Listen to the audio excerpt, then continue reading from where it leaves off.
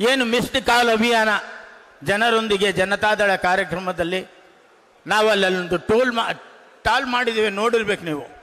ಅದು ಪ್ರತಿಯೊಂದು ಹೋಬಳಿ ಹೆಡ್ ಕ್ವಾರ್ಟರ್ಸ್ನಲ್ಲಿ ಇಟ್ಟು ಪ್ರತಿಯೊಂದೊಬ್ಬರನ್ನು ಕೂಡ ನಾವು ಮೆಂಬರ್ಶಿಪ್ ಮಾಡ್ತಕ್ಕಂಥ ಒಂದು ಕೆಲಸವನ್ನು ಈಗಾಗಲೇ ಪ್ರಾರಂಭ ಮಾಡಿದ್ದೇವೆ. ಅಣ್ಣನ ಆಸೆ, ಹಾಗಾಗಿ ನಾವು ಕೂಡ ಅತಿ ಹೆಚ್ಚಿನ ಒಂದು ನೋಂದಣಿಯನ್ನು ಮಾಡ್ತಕ್ಕಂಥ ಕೆಲಸವನ್ನು ನಾವು ಮಾಡ್ತೇವೆ ಅಂತಕ್ಕಂಥ ಭರವಸೆಯನ್ನು ನಾನು ಅಣ್ಣನವರಿಗೆ ಕೊಡ್ತೇನೆ. ಮೊನ್ನೆ ತಾನೇ ಈ ಕ್ಷೇತ್ರದ ಶಾಸಕರು ಹೇಳ್ತಾ ಇದ್ರು, ನಮ್ಮ ಕ್ಷೇತ್ರದಲ್ಲಿ 1500ರಿಂದ 2000ವರೆಗೂ ಕೊರೆದ್ರೆ ಬೋರ್ ಕೊರೆದ್ರೆ ನಮ್ಮ ನೀರೇ ಸಿಗಲ್ಲ ಅಂತ. ನಾನು ಅನ್ಕರು 1500 ಕೊರೆದಿರೋದು ನಾನು ಎಲ್ಲೂ ನೋಡೇ ಇಲ್ಲಣ್ಣ. 1100 ಅಡಿ ಕೊರೆದಿರೋದು ನೋಡಿದ್ದೀನಿ ನಾನು. 1100 ಅಡಿ. ಅಲ್ಲಿಗೆ ನಮ್ಮ ಕ್ಷೇತ್ರದಲ್ಲಿ ಅವ್ರಿಗೆ ಎಷ್ಟು ಜಾಗೃತಿ ಇದೆ, ಅವ್ರಿಗೆ ಏನು ವಿಷಯ ತಿಳ್ಕೊಂಡಿದ್ದಾರೆ ಅಂತಕ್ಕಂಥದ್ದು ಈ ಇದರಲ್ಲಿ ಗೊತ್ತಾಗುತ್ತೆ. ವಿಧಾನಸೌಧದಲ್ಲಿ ಮಾತಾಡ್ತಾರೆ ಅದನ್ನು.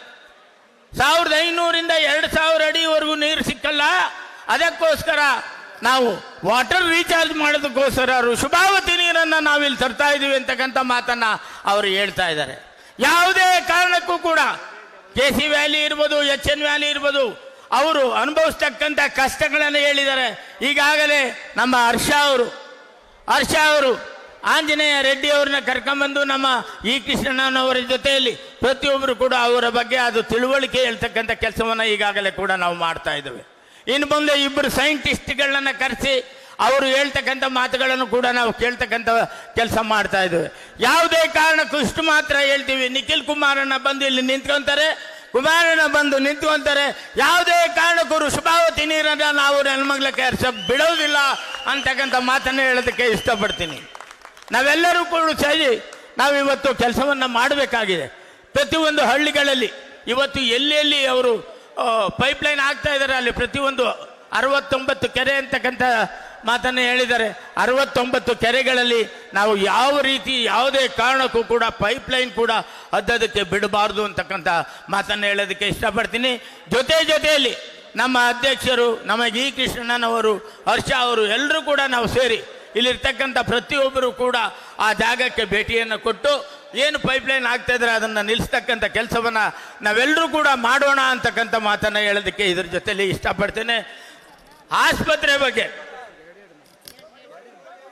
4 ಎಕರೆ 27 ಕುಂಟೆ ಜಮೀನನ್ನು ಮೈಲ್ನಳ್ಳಿಯಲ್ಲಿ ನಾನು ಗ್ರಾಂಟ್ ಮಾಡಿದ್ದೆ. ಶ್ರೀನಿವಾಸ್ ಅಂತ DC ಅವರಿದ್ದರು. 4 ಎಕರೆ 27 ಕುಂಟೆ ಜಮೀನನ್ನು ಸ್ಯಾಂಕ್ಷನ್ ಮಾಡಿಸಿ ನೆಲಮಂಗಲಕ್ಕೆ ಜನರಲ್ ಹಾಸ್ಪಿಟ್ಲನ್ನು ಅಲ್ಲಿ ಕಟ್ತಕ್ಕಂಥ ಕೆಲಸ ಮಾಡೋಣ. ಏನು ಇಲ್ಲಿರ್ತಕ್ಕಂಥ ಮೇನ್ ಹಾಸ್ಪಿಟ್ಲ್ ಏನಿದೆ ನೆಲಮಂಗಲದಲ್ಲಿ ಅದು ಹೆರಿಗೆ ಆಸ್ಪತ್ರೆಯನ್ನು ಮಾಡೋಣ ಅಂತಕ್ಕಂಥ ಒಂದು ಯೋಚನೆ ಮಾಡಿ ನಾವು ಅಲ್ಲಿ ಜಾಗವನ್ನು ಆಸ್ಪತ್ರೆಗೆ ಕೊಡಿಸಿದ್ವಿ. ಇವತ್ತು ಇವರು ಯಾವುದೇ ಕಾರಣಕ್ಕೂ ಕೂಡ ನಾನು ಇಲ್ಲಿ ಮಾಡಲ್ಲ, ನಾವು ಮಾಡೋದು ಬೇಗೂರಿನಲ್ಲಿ ಮಾಡ್ತಾ ಇದ್ದೀವಿ ಅಂತ ಹೇಳ್ತಾ ಇದ್ದಾರೆ. ಅದೇ ಬೇಗೂರು ಮೆಂಬರ್ಗಳು ಎಲ್ಲರೂ ಸೇರಿ ಅಲ್ಲಿ ಗಣೇಶ್ ಇರ್ಬೋದು, ನಮ್ಮ ಮುನಿಯಪ್ಪ ಅವರು ಇರ್ಬೋದು, ಪ್ರತಿಯೊಬ್ಬರು ಕೂಡ ಸೇರಿ ಆ ಜಾಗವನ್ನು ತಪೋವನ ಅಂತಕ್ಕಂಥ ಒಂದು ನಿರ್ಮಾಣ ಮಾಡಿ ಏನು ಧರ್ಮಸ್ಥಳದ ಹೆಗ್ಡೆ ಅವ್ರನ್ನ ಕರ್ಕೊಂಬಂದು ಪೂಜೆ ಮಾಡಿಸಿ ನೀವು ಕೆಲಸ ಮಾಡಿದ್ದೀರಲ್ಲ, ಅದೇ ಜಾಗವನ್ನು ಮತ್ತೆ ನೀವು ಆಸ್ಪತ್ರೆ ಕೊಡೋಕ್ಕೆ ಸಾಧ್ಯನಾ? ಯಾಕೆ ಈ ರೀತಿ ತಮ್ಮ ಮನಸ್ಸಿನಲ್ಲಿ ಬರ್ತಕ್ಕಂಥದ್ದು? ಅದು ಟೌನ್ನಲ್ಲೇ ಆಸ್ಪತ್ರೆ ಮಾಡಬೇಕು ಅಂತ ಇರ್ತಕ್ಕಂಥದ್ದು. ಹಾಗಾಗಿ ದಯವಿಟ್ಟು ನಮ್ಮ ಬೈಲ್ನಳ್ಳಿಯಲ್ಲಿ ಆಸ್ಪತ್ರೆಯನ್ನು ನಿರ್ಮಾಣ ಮಾಡೋದು ಭಾಳ ಸೂಕ್ತ ಅಂತಕ್ಕಂಥ ಮಾತನ್ನು ಒಂದು ಸಲಹೆಯನ್ನು ಕೂಡ ಕೊಟ್ಟು ಈ ಒಂದು ಕ್ಷೇತ್ರದಲ್ಲಿ ನಮ್ಮೆಲ್ಲರ ಕಣ್ಮಣಿಯಾದ ನಿಖಿಲ್ ಅಣ್ಣನವರು ಬಂದಿರತಕ್ಕಂಥದ್ದು ನಮ್ಮೆಲ್ಲರಿಗೂ ಭಾಳ ಒಂದು ಖುಷಿಯ ಮಾತಾಗಿದೆ. ಅವರು ಏನು ನಿರ್ದೇಶನ ಕೊಡ್ತಾರೆ ನಮಗೆ, ಅವರು ಯಾವ ರೀತಿ ಏನು ಮೆಂಬರ್ಶಿಪ್ ಮಾಡಬೇಕು ಅಂತಕ್ಕಂಥ ಒಂದು ನಿರ್ದೇಶನವನ್ನು ಕೊಡ್ತಾರೆ, ಅದನ್ನು ನಾವು ತಗೊಂಡು ಪ್ರತಿಯೊಬ್ಬರೂ ಕೂಡ ಪ್ರತಿಯೊಂದು ಹಳ್ಳಿಗೂ ಕೂಡ ಬರ್ತಕ್ಕಂಥ ಕೆಲಸವನ್ನು ಮಾಡ್ತೇವೆ. ಪ್ರತಿಯೊಂದು ಹಳ್ಳಿಯಲ್ಲಿ ಕೂಡ ನಮ್ಮ ಪಕ್ಷದ ಒಂದು ಸದಸ್ಯತ್ವ ನೋಂದಣಿಯನ್ನು ಮಾಡ್ತೇವೆ ಅಂತಕ್ಕಂಥ ಮಾತನ್ನು ಹೇಳಿ ನಿಖಿಲ್ ಅಣ್ಣನವರು ಈಗ ಡೆಲ್ಲಿಗೆ ಹೋಗಬೇಕಾಗಿದೆ. ಅವರು ನಾನು ಕಿವಿನಲ್ಲಿ ಹೇಳಿದ್ರು ಸ್ವಲ್ಪ ಬೇಗ ಮುಗಿಸಿ ಅಂತ. ಹಾಗಾಗಿ ತಮ್ಮೆಲ್ಲರಿಗೂ ಬಂದಿರತಕ್ಕಂಥ ಎಲ್ಲ ನೆಲಮಂಗಲ ಜನತೆಗೆ ನಾನು ನನ್ನ ಶಿರಸಾಷ್ಟಾಂಗ ನಮಸ್ಕಾರಗಳನ್ನು ಅರ್ಪಿಸಿ, ನಮ್ಮ ಈ ಕೃಷ್ಣಣ್ಣವರು ಅವರು ನನ್ನ ಮಾರ್ಗದರ್ಶಕರು. ಒಂದೇ ಒಂದು ಮಾತು ಹೇಳೋದಕ್ಕೆ ಇಷ್ಟ ಹೇಳ್ಬಿಡ್ತಾನೆ. ನಮ್ಮ ಬೈರೇಗೌಡರಿದ್ದಾರೆ ಇವತ್ತು ಇಲ್ಲಿ ಬಿಲ್ ಡೈರಿನಲ್ಲಿ ಗೆದ್ದಿರ್ತಕ್ಕಂಥವ್ರು. ಅವ್ರು ಗೆದ್ದೋದಕ್ಕೆ ಕಾರಣ ನಿಜವಾಗ್ಲೂ ನಮ್ಮ ಇ ಕೃಷ್ಣನವರು. ಅವರು MLC ಅವರಾಗಿದ್ದಾಗ ಪ್ರತಿಯೊಂದು ಡೈರಿಗೆ 2-2 ಲಕ್ಷ ರೂಪಾಯಿ ಕಟ್ಟಡವನ್ನು ಕಟ್ಟೋದಕ್ಕೆ, ಕಟ್ಟಡವನ್ನು ನಿರ್ಮಾಣ ಮಾಡೋದಕ್ಕೆ ಕೊಟ್ಟರು. ಅವರ ಹಾದಿಯಲ್ಲಿ ನಡೆದ ನಾವು ಕೂಡ ಇವತ್ತು ಆಲ್ ಡೈರಿ ಏನಿವತ್ತು ಪ್ರತಿಯೊಂದು ಹಳ್ಳಿಗಳಲ್ಲಿ ಇರ್ತಕ್ಕಂಥ ನಮ್ಮ ಅಕ್ಕ ತಂಗಿರು, ತಾಯಂದಿರು ಅದರಲ್ಲಿ ಜೀವನ ಮಾಡ್ತಕ್ಕಂಥ ಹೈನುಗಾರಿಕೆಯನ್ನು ಏನು ಮಾಡಿದರೆ ಅದಕ್ಕೆ ಮೂಲಭೂತರು ಆದಂಥ ನಮ್ಮ ಕೃಷ್ಣಣ್ಣನವರಿಗೆ ನಾನು ಧನ್ಯವಾದಗಳನ್ನು ಅರ್ಪಿಸ್ತೀನಿ.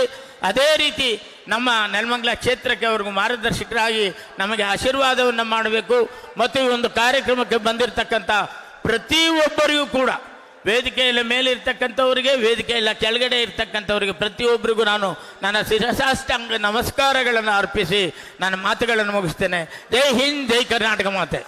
ನಾನು 86 kg ಇದ್ದವಳು 71 kg ಬಂದಿದ್ದೀನಿ. ವಯಸ್ಸಾದ್ಮೇಲೆ ಸ್ಮಾರ್ಟ್ ಆಗಿ ಕಾಣ್ತೀರಾ ಅಂದ್ರೆ ಜಿನ್ನಿ. 126 kg ವೇಟ್ ಇದ್ದು ನಾವು ಈಗ 114 kg ಲೆಕ್ಕ ಬಂದಿದ್ದೀವಿ. ಯಾವುದೇ ಸೈಡ್ ಎಫೆಕ್ಟ್ ಆಗಿಲ್ಲ. 84ರಿಂದ 50 kg ಬಂದೆ. ಆಮೇಲೆ ಸಣ್ಣಗೆ ಫಿಟ್ ಆಗಿದ್ದೀನಿ. ಅದಕ್ಕೆ ನಾನು ಯೂಸ್ ಮಾಡ್ತಾ ಇರೋದು ಜೀನಿ ಸ್ಲಿಮ್. ಬೆಂಗಳೂರಿನ ಸಮಗ್ರ ಸುದ್ದಿಗಾಗಿ ನೋಡಿ ಕರ್ನಾಟಕ ಟಿವಿ ಬೆಂಗಳೂರು.